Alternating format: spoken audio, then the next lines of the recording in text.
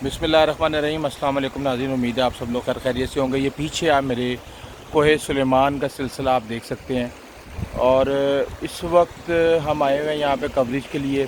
बहुत ही खौफनाक सूरत हाल है यहाँ पे और इस दफ़ा जो पानी था उसने एक तरह से तबाही मचा के रख दी है और मैं आपको भी दिखाता हूँ कि कितनी खौफनाक कटाई उसने की है।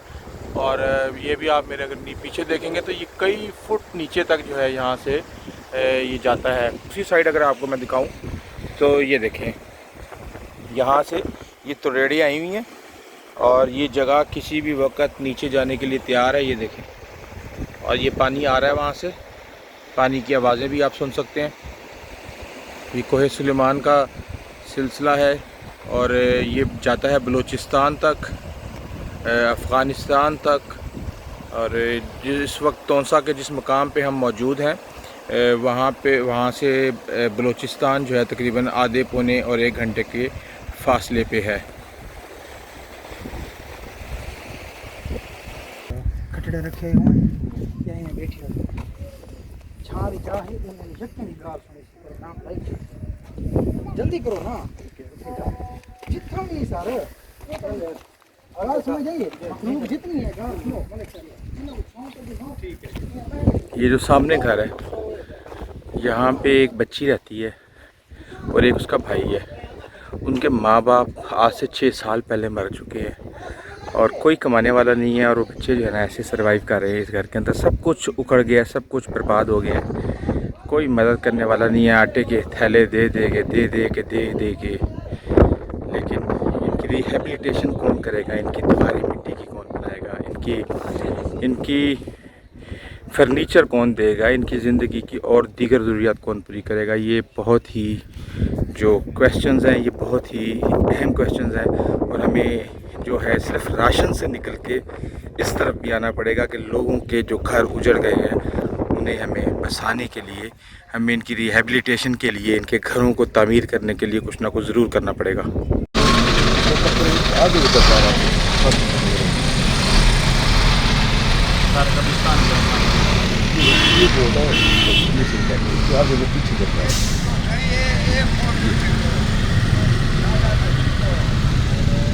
छोटा सा इलाका है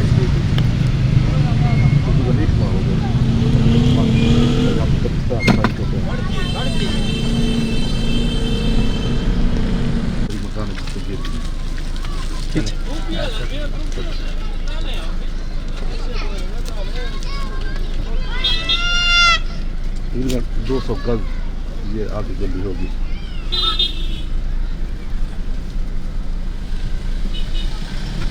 दूसरी गली ये है, ये देखें नीचे करें, इधर से भी मकान गिर गए, इधर से भी मकान सारे गिर गए। हमने 2010 के सैलाब में भी कवर किया था, वजह साहब उस वक्त भी इत्तेफाक से हमारे साथ थी। और 2010 के सैलाब में हमने देखा था हाईवेज डूबी हुई थी, सड़कें डूबी हुई थी और सारी फील्ड्स के ऊपर पानी था।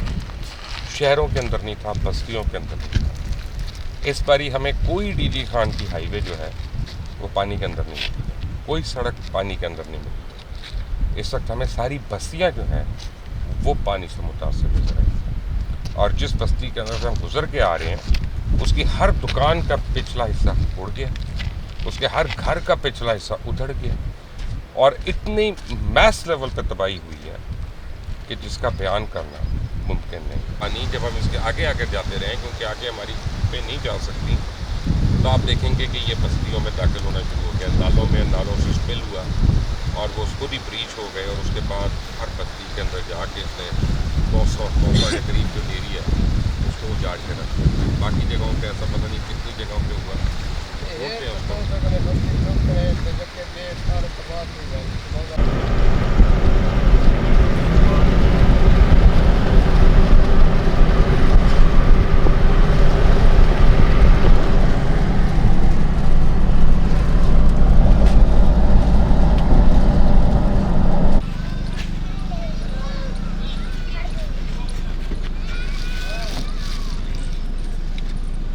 बच्चे आगे साइड जाओ।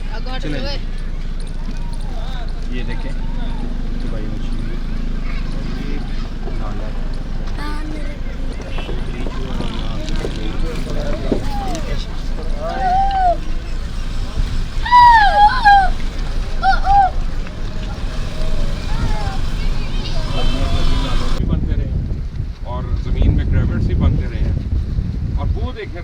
आपको क्रशिंग प्लांट्स नज़र आएंगे और डंपर के साथ लगे हुए ये वहाँ पे जा रहे हैं। अगर आप कैमरे को सही पे करें तो आपको नज़र आएगा कितने कितने क्रशेस लगे हुए हैं स्टोन क्रशिंग के लिए यहाँ पे। और ये यहाँ से निकालते रहे। अब हुआ क्या, जब पहला रेला आया पानी का उस साइड पे तो वो उसकी अब सह नहीं सका, उसकी मार नहीं सह सका। रेले ने तोड़ के पानी ने अपनी जगह यहाँ से बनाना शुरू कर दी और यहाँ से निकलता हुआ ये बस्तियों के अंदर जाना शुरू